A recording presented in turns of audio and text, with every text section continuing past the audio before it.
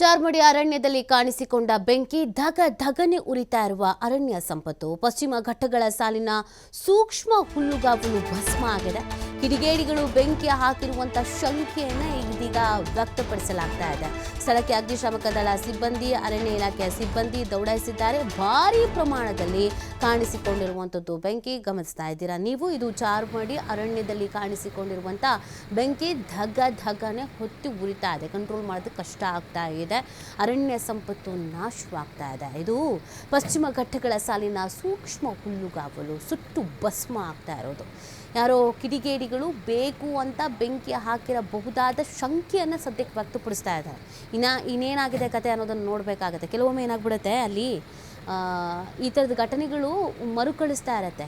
ಈ ಸ್ಮೋಕಿಂಗ್ ಅಥವಾ ಡ್ರಿಂಕ್ಸ್ ಮಾಡೋದಕ್ಕೆ ಅಂತ ಹೋದಾಗ ಕಿಡಿಗೇಡಿಗಳು ಗೊತ್ತಿಲ್ಲದೆ ಎಡವಟ್ಟು ಮಾಡೋದು ಉಂಟು, ಬೇಕು ಅಂತಾನೆ ಕಿತಾಪತಿ ಮಾಡೋದು ಉಂಟು. ಈ ಥರದ್ದೆಲ್ಲ ನಡೀತಾನೆ ಇರುತ್ತೆ. ಸೊ ಹಾಗಾಗಿ ಈ ಬಗ್ಗೆ ನಿಖರವಾದಂಥ ಮಾಹಿತಿ ಸಿಗಬೇಕಾಗುತ್ತೆ. ಸದ್ಯಕ್ಕೆ ಡೀಟೇಲ್ಸ್ ಸಿಗ್ತಾ ಇರೋದು ಕಿಡಿಗೇಡಿಗಳು ಬೆಂಕಿ ಹಾಕಿರಬಹುದಾದ ಶಂಕೆ ವ್ಯಕ್ತಪಡಿಸ್ತಾ ಇದ್ದಾರೆ. ಇನ್ನು ಈಗಾಗಲೇ ಸ್ಥಳಕ್ಕೆ ಅಗ್ನಿಶಾಮಕ ದಳ ಸಿಬ್ಬಂದಿ, ಅರಣ್ಯ ಇಲಾಖೆಯ ಸಿಬ್ಬಂದಿ ದೌಡಾಯಿಸಿದ್ದಾರೆ. ಬೆಂಕಿ ನಂದಿಸುವಂಥ ಕೆಲಸವನ್ನು ಮಾಡ್ತಾ ಇದ್ರೂ ಕೂಡ ಕಷ್ಟ ಆಗ್ತಾಗಿದೆ. ಭಾರೀ ಪ್ರಮಾಣದಲ್ಲಿ ಕಾಣಿಸಿಕೊಂಡಿರುವಂಥದ್ದು ಬೆಂಕಿ. ಸದ್ಯದ ಪರಿಸ್ಥಿತಿ ಏನು ಎತ್ತ ಮಾಹಿತಿ ಸಿಗಬೇಕಾಗಿದೆ. ಸದ್ಯ ಪರಿಸ್ಥಿತಿ ಹೇಗಿದೆ, ಏನು ಎತ್ತ ಅನ್ನೋದ್ರ ಬಗ್ಗೆ ಡೀಟೇಲ್ಸ್